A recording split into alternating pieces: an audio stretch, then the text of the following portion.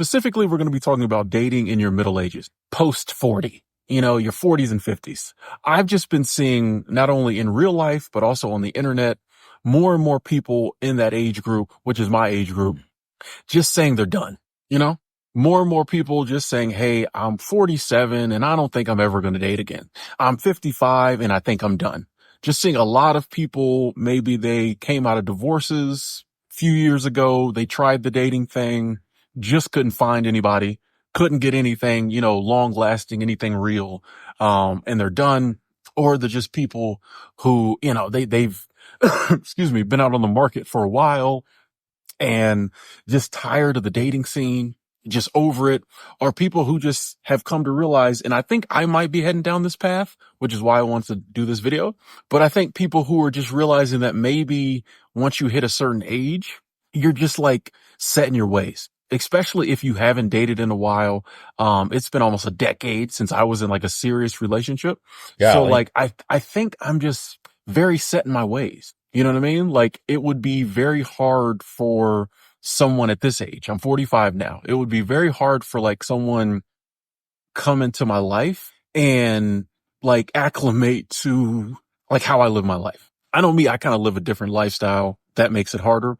But just in general, it's like, I don't know. I felt like when I was younger, I was willing to make that sacrifice. Like when you're in your 20s and your 30s, it's all about meeting somebody, finding love.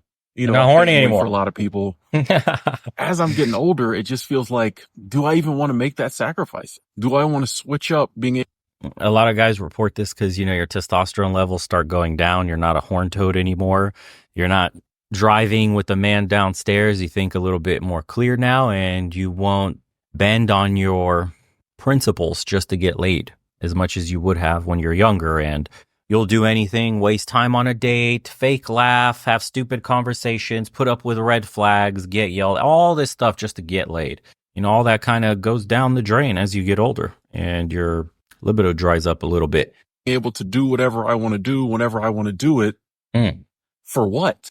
I mean, don't get me wrong. Love is a beautiful thing. True love is an amazing thing. And I know that there are aspects of this life I'll never get to experience alone. But I think the older I get, the more at peace I am with that.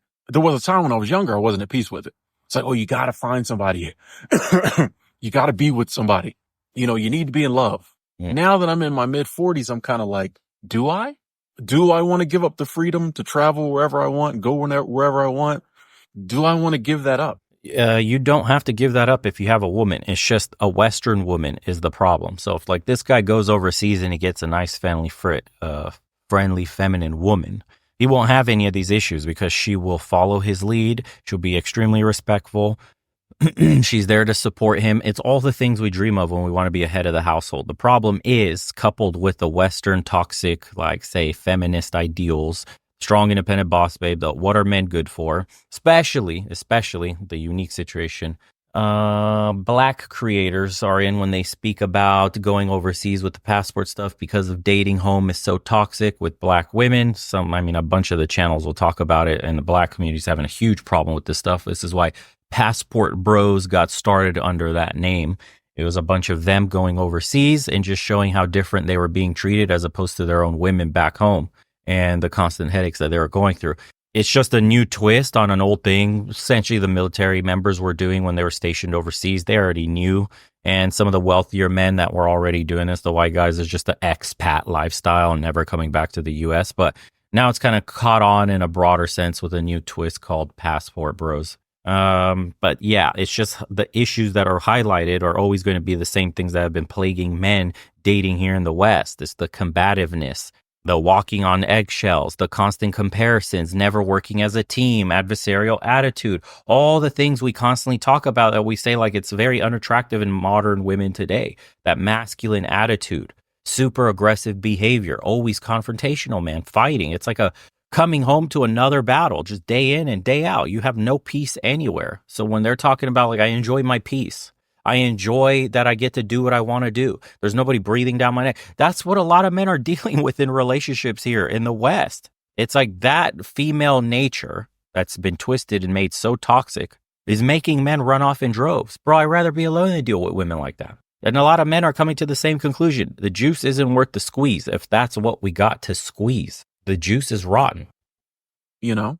And I'm wondering if more and more people in this age group aren't coming to that realization. Every age group. I'm wondering if more of us just are like, I'm good now, and It's every age group. I know it's over 40 is something different because you can think more clear now. But even the young guys, although their hormones are going crazy and they're sex obsessed, even they're clocking out of the game and they're done with it all because of how tilted it's become. It's so rigged and so toxic and it's so draining.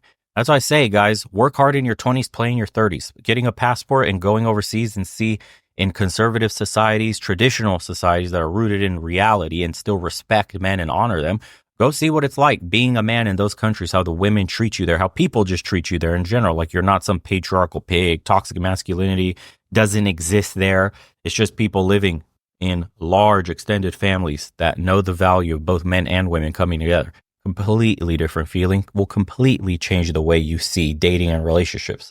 I'd be curious for people who might be a generation above me, people in their 60s. Was this a thing 20 years ago for them, or is this a new phenomenon? Like there's a lot of, I think there's a lot of things happening that are a byproduct of new technologies we have and just the way the world is changing. And I think sometimes it takes, 10, 15 years to see the results.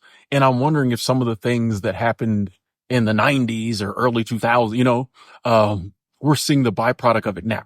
But it just seems like more and more people aren't worried about it, especially once they hit middle age. They're just not worried about it. I mean, maybe it's a tough time to meet people. Maybe it's always been this way, but I feel like it's a tough age to meet people. Cause I know for me, like, where do I go to meet women in their 40s?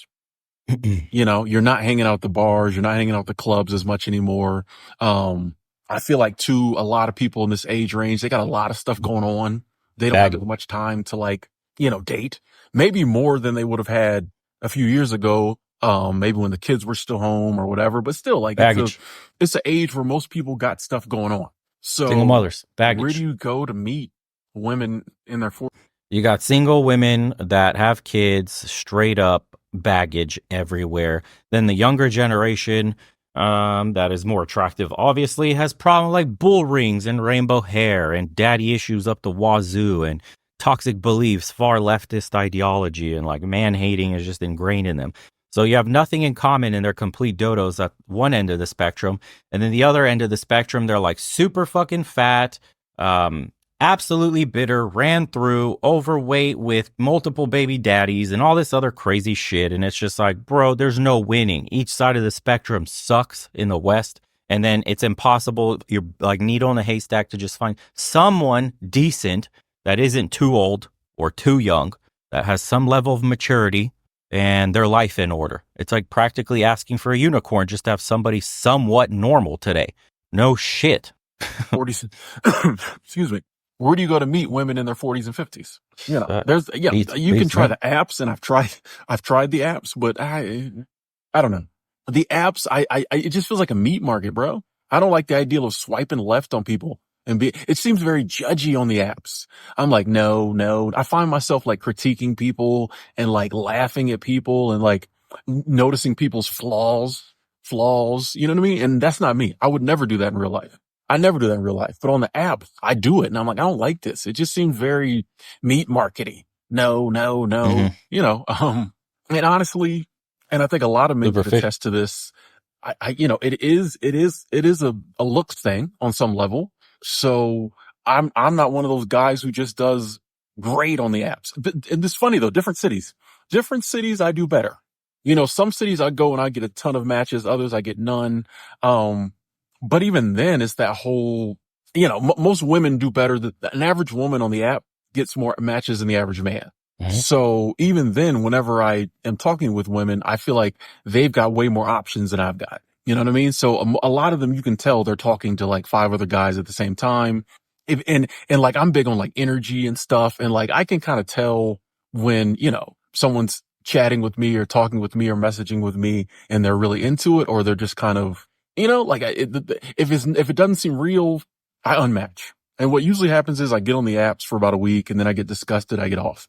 So I'm not downing the apps. They just don't seem to work for me. So like, Or you got for the anybody. apps. People will say like, go to the grocery store, which seems creepy. Any place that people like, oh, go and look for one. It just seems creepy, bro.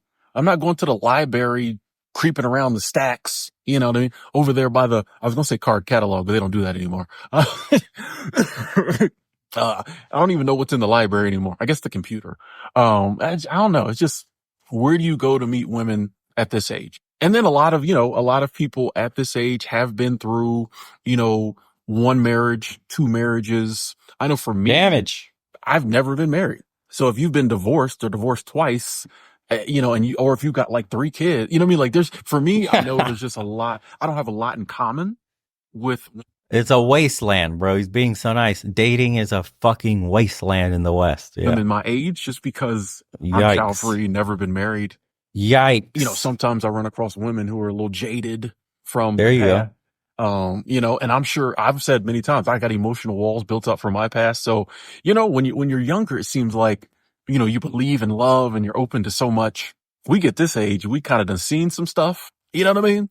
And I think it makes it harder to connect because you just like, nah, you remind me of my ex, or I don't know. It just seems like there's a lot more reason not to connect than when you're younger and you just believe in it so much. I think when you get this age, maybe you've just stopped believing, and I do believe in true love, and I do think it is possible. I just don't know if it's as probable, as I get older. And I'm just honestly like, I know for me, I'm like, if I could just find a couple more situationship, like I'm cool meeting somebody and we hang out for No strings attached. whatever, you know what I mean? Like I don't, there's no, for me, this ideal that I have to find true undying love isn't as important to me anymore. If it happened, that'd be great. I'd love to meet somebody I could die with. But like, it's not that big a deal anymore. And that seems to be what I'm hearing from a lot of people who they may still casually date and they may, go out every now and then and meet people, but it's just this ideal of like meeting someone. Excuse me. I'm still getting over this cold. I apologize. Meeting someone and it being happily ever after. It just seems like once you hit 43, that just ain't what it used to be. It's just, Mm-hmm. I don't know. Maybe the world in general, I think people just aren't, so many numbers are down as far as like human connection and relationships around the world. All over the world, people aren't getting as married as much. People aren't having kids as much. I think just in general, we're just not doing those type of things on the levels we used to. So I guess it makes sense that you get to a certain age and you're just like, I think we can all admit that, especially like here in the West, we're in this weird situation where, and I think this affects all age groups, but like our values have kind of changed. But when it comes to dating, we act like we want to hold on to like the old, the old values, I don't know. Gender roles are changing. So that changes things up too. Gender itself is changing, it's just, there's just so many things that I think you have traditional thinkers and then you have people who are whose thought pattern, who think along the lines of like some of the new stuff coming out. I spend a lot of time around people in their 20s, things like that. So a lot of the new ideas appeal to me and I understand, where the kids are coming from. And I do think it is time for some changes along some of those lines. But once again, if you meet someone who still has the older traditional values, it can be kind of, so I think that's an area where a lot of people are butting heads is just, you might be looking for a certain type of mate and they may not be on that type of time no more, and I don't think anybody's right or anyone's wrong. It's just, we're going through a very transitory period, a period with a lot of change. And I just feel like relationships and dating and marriage and all that is suffering because of it, because there is so much change going on. And I just think more and more people are just done. It's like, why? Cause you do like every time you meet somebody and it doesn't work out, there's some pain involved. You know what I mean? It kind of hurts, like you get excited, you get hopeful, then it's no. Like even if you meet somebody and it's temporary, like there's that feeling of loss when it finally does end. You enjoy hanging out with that person and then it's over, so like after so long. Yeah, the hookup culture and the dating apps that we have today absolutely damage both men and women. Men to a lesser extent, but the damage is still there because you do get your hopes up. You're good playing the field, like he was saying, just hookups here and there, but you do get attached. Eventually, you start to like this person. You think that they're pretty cool. She keeps coming around. She treats you a little nicer and nicer. You start to catch some feelings, and then, something happens. You might have seen a text message from some dude, and you do get let down on some sense. I mean, nobody's a cold robot and can just go through bodies upon bodies and feel absolutely nothing. Like I said, there's a deep need for us to be heads of household, to have our own progeny running around happy, our women at home happy. We're protecting, we're providing, and that gives us like sense of purpose in life. But you can't find that sense of purpose in life today just because the economic factors, the quality of the women, and the realities of the modern world. There's a lot of uncertainty in the air, and we don't know what life's going to be like. So many people, we covered those videos. I can't foresee the next 5 years, next 10 years, without that level of stability, without that strong foundation. What are you going to do? How do you plan for the future, bro? We can't afford houses. Cars have gotten too expensive. Jobs don't pay what they used to in relation to inflation and cost of living. Companies don't reward you for loyalty anymore. That college degree has become worthless. Companies are asking for experience on top of the degree that can't possibly exist for an entry-level position. I mean, the whole thing is it's like someone flipped the board upside down. You owe nothing and you'll be happy. It's like, bro, we're headed that way. I think with the recent elections, we may have stopped the bleeding a little bit, but it remains to be seen. There's a lot of swamp creatures to get rid of. The machine is very slow to turn around and fix shit. It took decades upon decades upon decades of bullshit to get us to where we are today. And it'll take a lot of time to turn everything around, dude. This isn't something, the wheels of justice and democracy doesn't turn on a dime. It's not a sports car. Shit's slow. So what do we do in the meantime? I don't know. Not looking good. We're in deep shit. A lot of people are barely making it with side hustles on top of normal jobs. And, society's always talking down your neck. You need to get married. You need to step up and be a man. You need to go bail out some cave troll with 3 baby daddies and be a real man and step up and raise my kids. Like, dude, the fundamentals of dating, of economics, of everything is so twisted that it has gotten to the point where many men, I don't know what the stats were if you were to poll guys, but what do you guys think the percentages of men that are thinking about getting a passport to go overseas and find love that way or retire overseas early? Like, what do you think in the general population in men, now that this whole passport bro, the living overseas lifestyle, all this stuff that we talk about has become more mainstream? What do you think the percentage of men that are looking to apply that avenue in their lives sooner rather than later? Or at some point in their lives, the numbers have to be exploding. It has to become astronomical.